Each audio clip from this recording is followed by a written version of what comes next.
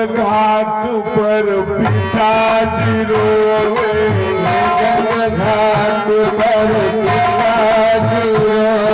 और जो मेरा पिता है रोएगा पर उसके आंसू नहीं निकलेंगे। और आंसू कहां निकलते हैं? गंग घाट पर। अपने जवान बेटे को जब वो अग्नि देता है तब वो समय पिता रोता है। यहां भी रोएगा घर में, पर वो सहन कर लेता है। पत्नी थोड़ी देर के लिए रोएगी, बहन गांव के बाहर तक रोएगी और चलते समय मिट्टी उठाकर तो फेंक देगी। जिसने जन्म दिया है उसका दर्द क्या है, वही लाइन दर्शा रहा हूं। क्या गंग घाट पर पिताजी रोए, गंग घाट पर पिताजी रोए। जीवन भर मेरी मैया रोई,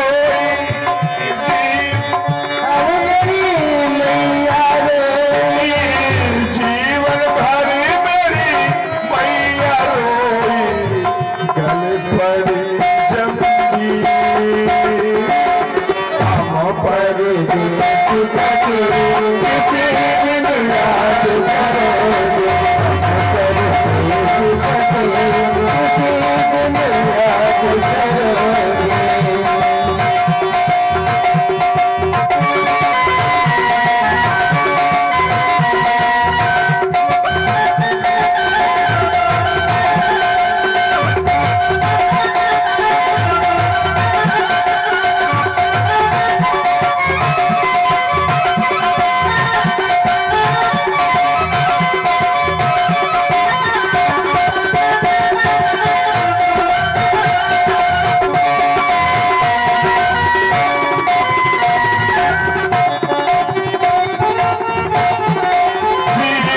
याद करोगे। बोला थोड़ा इसकी आवाज जरा माइक की बढ़ाओ हमारे। तो इसीलिए ये जीवन बड़े भाग से मिलता है। और तो मनमानी ना करे तो अच्छा है। भगत जी, मनमानी का मतलब समझ रहे हो कि नहीं समझ रहे हो?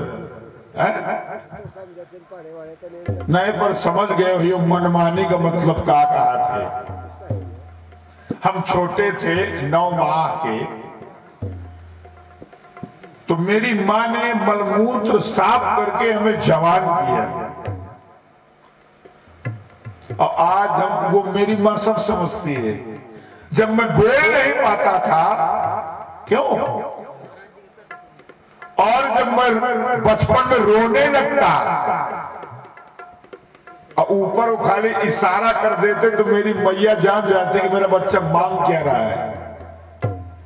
नहीं लगा खाली ऐसे चितवे लागे तो माता समझ जाती कि मेरा बच्चा खिलौना मांग रहा है। तो माता जी के लाल कपड़ा में गुंडी बना के टांग देती बच्चे को, तो उसी खिलौने को खेलता रहता है। वो समझ सकती है। और जवान होने के बाद अगर हम न समझें तो हमसे नालायक संसार में कोई है ही नहीं है? क्यों भाई? मेरी मैया ने खिलौना लाल कपड़े में टांग दिया, हम खेल रहे, वो समझ गई। मैं रोने लगता, घर में दीपक जल रहा, दीपक बुझा दो बच्चा रोने लगेगा, और दीपक जला दो बच्चा रात भर दीपक को देखता रहेगा। क्यों? और जब जवान हम हो जाते हैं तो उसी दीपक में धूल झोंकते, मिर्चा। नहीं मम्मी ऐसी कोई बात नहीं है बात नहीं, अम्मा के बात। लेकिन माता जान तो क्या जवाब देती, मुंह का न सीखा, हमारे ही पेट के लोग खरी नहीं, कहावत है। क्यों?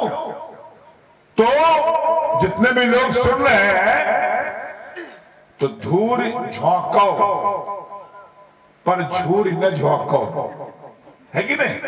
हाँ, बहुत बच्चे मेला देखने जाते हैं, हाँ पुल के लगे। हाँ अब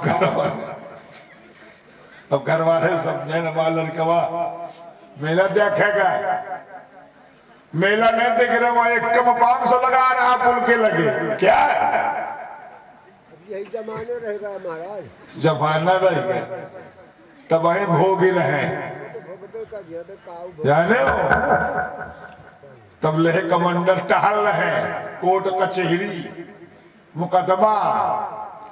तो इसीलिए ये जीवन को अगर पाया है तो खोओ मत। हमारी बात थोड़ी बहुत मान लेवा करो। ऐसा नहीं है कि हम आपको गलत रास्ता बताइए, कुछ ना कुछ सही लगे तो उसको मानो और सही ना लगे तो उसे मत मानो। बताओ 350 का लेबर है,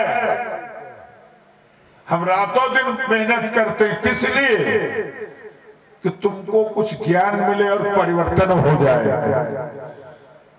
नहीं 15 दिन की मजूरी 8 लोग की कितनी होती है उतना हमको यहां नहीं चढ़ेगा। लास्ट में गुरु प्रसाद जी कहें विदाई ले महाराज 40,000 देते। अगर जोड़ दी जाए तो मजूरी नहीं चलती है, पर हम इसलिए आते हैं हमको प्रेम मिलता है, आपको ज्ञान मिल जाए तो मेरा भी नाम हो जाए और आपका भी नाम हो जाए, साथ में आपका काम हो जाए। जय हो। बोलो गोविंद भगवान की जय हो। आइए 2 लाइन भाव और इसके बाद सुंदर कथा। अब समझे वाले समझ के हुई है। हाँ तापे रहो मुझ से, खाली आवाज न करो बस। हमारी बात में गुस्सा है ना। हेलो इधर थोड़ी हम ही कम करो जरा से नौ बात। हेलो हाँ ठीक बोलो एक लाइन सब लोग।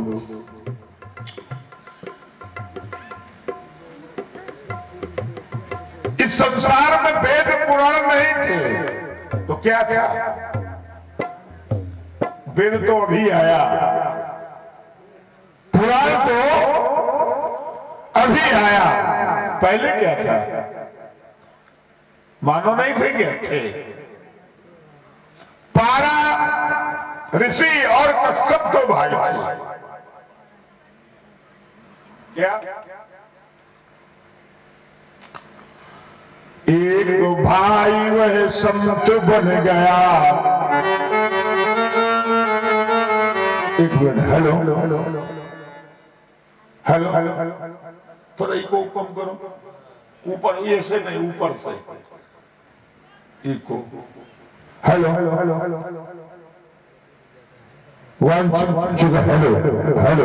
हेलो ठीक है। हाँ। ज्यादा आवाज निपट गई तो फिर राग बिगड़ गई।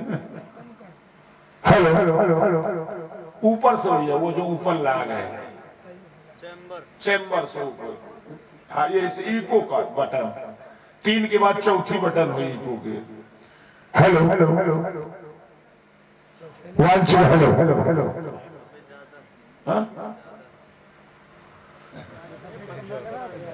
ठीक।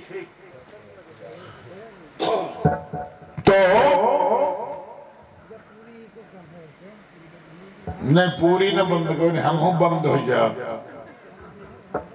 अब देखिए ठीक भैया चले। ये 2 भाई थे और तो एक भाई ने क्या किया, तप करके बहुत श्रेष्ठ व्यक्ति बन गया और एक भाई क्या किया, परिवार में फंस करके विवाह कर लिया।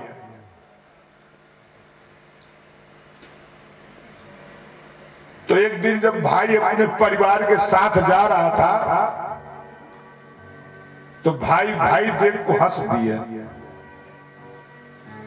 देखो बहुत अच्छी कथा मैंने छेड़ दी है। हाँ अब यही पर वेद व्यास की उत्पत्ति होगी।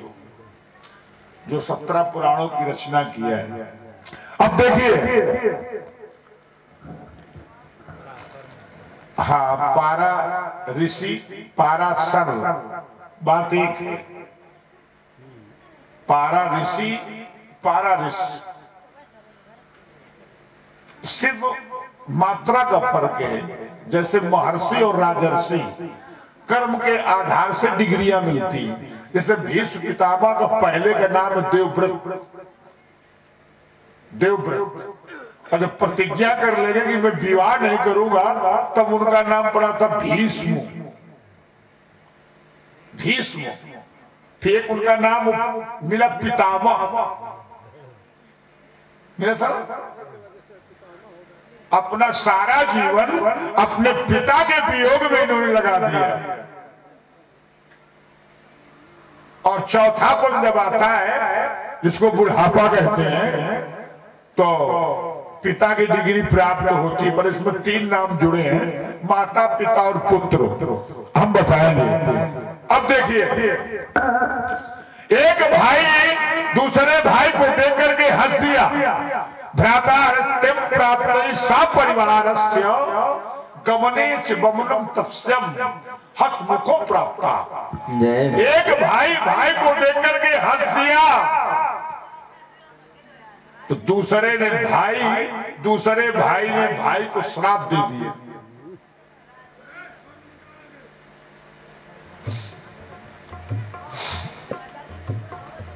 क्या श्राप दिया? जब तक तू विवाह नहीं करेगा, तेरा जो व्रत है, संयम है, तपस्या पूरी नहीं होगी। अब भाई का श्राप लग गया, तो सोचा अब क्या करूं, तो अपने गुरु के पास गया। अब इनके गुरु कौन थे, तो ये भी जानना जरूरी है ना। ये कथा सत्युग के प्रथम चरण की है। एक दिन हमने कथा सुनाई थी